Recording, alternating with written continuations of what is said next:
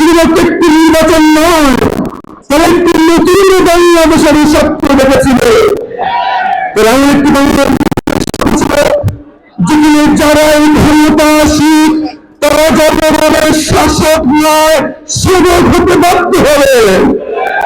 যারা ক্ষমতাসী তারা জনগণের কাছে জবাবদিহিতায় বাধ্য থাকবেন। প্রতিটি টাকা, প্রতিটি পয়সার হিসাব জনগণকে তারা দেবেন। এই স্বপ্ন জুলাই ভিতরে বুঝতে দিয়েছিলেন, জীবন দিয়েছিলেন, আঘাত হারিয়ে আমাদেরকে দ্বিতীয় স্বাধীনতা উপহার দিয়েছিলেন।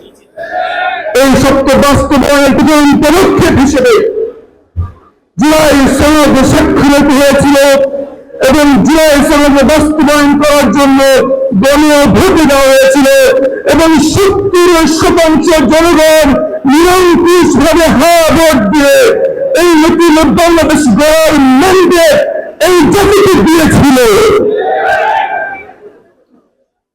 জনগণের সমর্থন নিয়ে ক্ষমতায় এসে ক্ষমতাশীল এখন জনগণকে বোকা মনে করছে।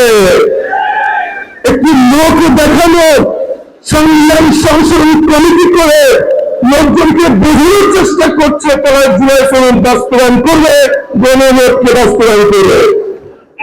আমি একটি কথা বলতে চাই, ফ্যাসিস্টরা জনগণকে বোকা মনে করেছিল বলেই এই জনগণের হাতে তাদের পতন হয়েছে। আপনারা যারা রাষ্ট্রীয় দায়িত্বে এখন আছেন, আমরা বলতে চাই আমরা আপনাদের বিরোধী নই। জুলাই পরবর্তী বাংলাদেশে সরকার বিরোধী নেই, আমরা করবো নতুন বাংলাদেশ। কিন্তু আপনারা যদি জনগণকে বোকা মনে করেন, কথার ভুল ভুল ঘুরে ঘুরে জনগণকে বোঝাবেন মনে করেন, তাহলে প্রস্তুত থাকুন আগামী স্থানীয় সরকার নির্বাচনে জনগণ আপনাদেরকে লাল কার্ড দেখানোর জন্য জিতে করতে ইনশাআল্লাহ।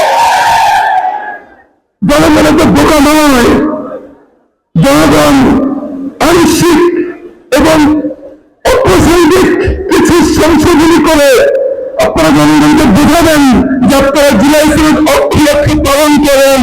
এত বোকা বাংলাদেশের জনগণ নয়। সময় থাকতে জনগণের গণরায় মেনে নিয়ে অবিলম্বে সংবিধান সংস্কার কমিশনের সংসদীয় সংসদ কাউন্সিলের বৈঠক ডেকে গণভোটের যেভাবে বাস হয়েছে অক্ষরে অক্ষরে শুনেই সংস্কার করতে হবে ইনশাআল্লাহ। যদি আপনারা তা না করেন তাহলে মনে রাখবেন জনগণ ভুলে যায় না, এই আল্লাহ তো ছাড় দেয় কিন্তু ছেড়ে দেয় না।